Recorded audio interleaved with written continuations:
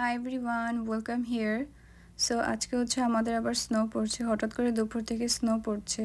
তো ভাবলাম একটু বিরিয়ানি রান্না করে ফেলি, খুব সহজ উপায়ে বিরিয়ানিটি রান্না করব। সো প্রথমে আমি পাতিলে একটু পেঁয়াজ দিয়েছি, তেল আমি আগে থেকে দিয়েছিলাম। সো তারপর এতে তেজপাতা, এলাচ, দারচিনি, নর্মাল গরম মশলাগুলো সব দিব। দেওয়ার পরে তারপর আদা রসুনের পেস্ট দিব এখানে 2 চামচের মতন। আর তার পাশাপাশি আমি আবার একটু বাসমতি চাল ভিজিয়ে রেখেছিলাম। এরপর চিকেনগুলো দিয়ে দেবো। এগুলো হচ্ছে চিকেন বুকের মাংস, চিকেন ব্রেস্ট, যেগুলো রান্না হতে খুব বেশি সময় লাগে না। তারপর হচ্ছে এখানে লবণ দিয়ে দিব 2 চামচের মতন। তারপর হচ্ছে ধনে গুঁড়া দিব, জিরে গুঁড়ো দিব। এরপর হচ্ছে আমার বাসায় করা একটু গরম মশলার গুঁড়া দিব আধা চামচের মতন। তারপর এগুলো ভালো করে একটু মিক্স করে নিব।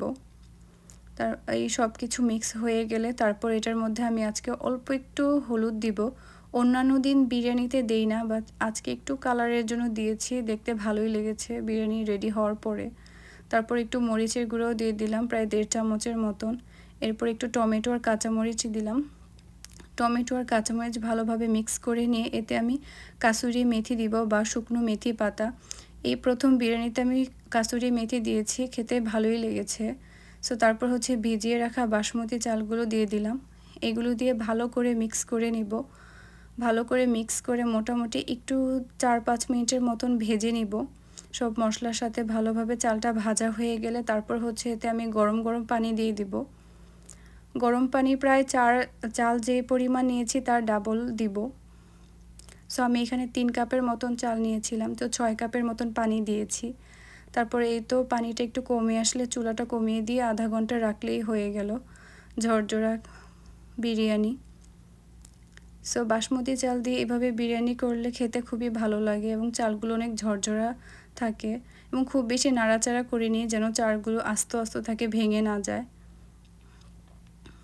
এই তো আমার বিরিয়ানি রেডি। এখন আমি এটা সার্ভ করে নিব। সো এরকম স্নোই ডেতে আসলে গরম গরম বিরিয়ানি বা ভুনা খিচুড়ি যাই হোক খেতে খুবই দারুণ লাগে। আজকে খুবই সিম্পলভাবে বিরিয়ানিটা রান্না করে ফেলেছি। বাসায় যে মশলা থাকে সবসময় এভরিডে ব্যবহারের জন্য তা দিয়ে করে ফেলেছি। এক্সট্রা কোনো মশলা দেইনি, দোকানের কেনা প্যাকেটের মশলাও দেইনি। সো এইভাবে সিম্পলভাবে একসাথে চাল আর মাংস দিয়ে বিরিয়ানি রান্না করে দেখবেন, খুব সহজেই হয়ে যায় এবং খেতে খুবই দারুণ লাগে। বোঝাই যায় না যে এইভাবে শর্টকাট ওয়েতে করা। সো এই তো তারপর আমি হচ্ছে একটু কাঁচামরিচ আর আমাদের বাংলাদেশি স্টাইলের সালাদ দিয়ে এটাকে সার্ভ করব। জাস্ট শসা, টমেটো, পেঁয়াজ আর কাঁচামরিচ। এই তো হয়ে গেল স্নোই ডেতে খুব সুন্দর বিরিয়ানি।